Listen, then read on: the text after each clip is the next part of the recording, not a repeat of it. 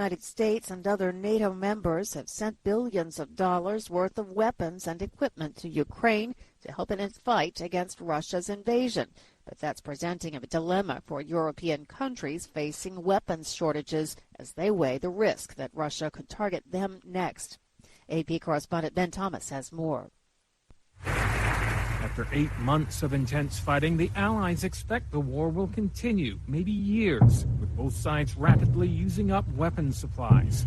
Defense Secretary Lloyd Austin has urged NATO members to dig deep and provide Ukraine more. We're standing up for Ukraine's right to defend itself. Estonian Defense Minister Hannu Pevkur. We will stand united. But Pevkur notes the strain on countries' own defense stockpiles comes up all the time, especially among smaller NATO countries.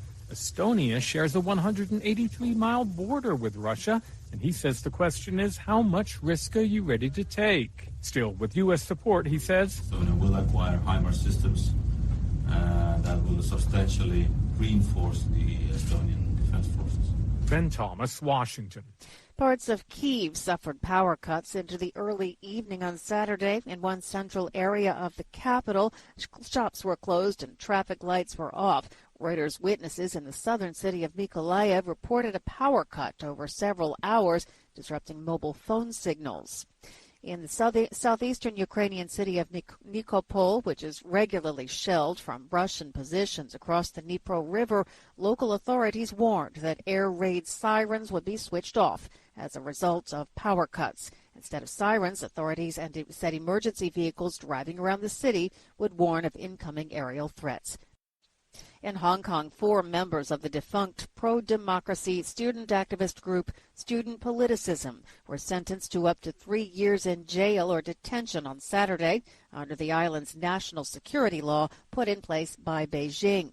The activists had pleaded guilty in court in July for a joint count of conspiracy to incite subversion in acts between October 2020 and June 2021. Student Politicism was founded in May of 2020 and advocated for pressing Hong Kong's struggle against Chinese authorities. But after Beijing imposed the national security law in Hong Kong, activists and civil society groups rapidly began to close, either out of fear of repercussions or because members had already been charged. A Mississippi community unveiled a larger-than-life statue of Emmett Till on Friday, not far from where white men kidnapped and killed the black teenager in 1955. AP correspondent Julie Walker has that story. Hundreds cheering and clapping, some wiping away tears, seeing the 9-foot-tall bronze statue of Emmett Till in Greenwood. Diane West grew up hearing cautionary tales about his murder. We just have to be there, just because justice is being served. State Senator David Jordan, who was instrumental in getting the statue, says he remembers attending the murder trial in 1955 and vowing to make a difference. They made a mockery of justice, and I swore then that if I ever get a chance, I would do my best to make life better for African Americans. The Emmett Till statue is a short drive from a Confederate monument outside the county courthouse. I'm Julie Walker. U.S. authorities say a surge in migration from Venezuela, Cuba, and Nicaragua in September brought the number of illegal crossings to the highest level ever recorded in a fiscal year.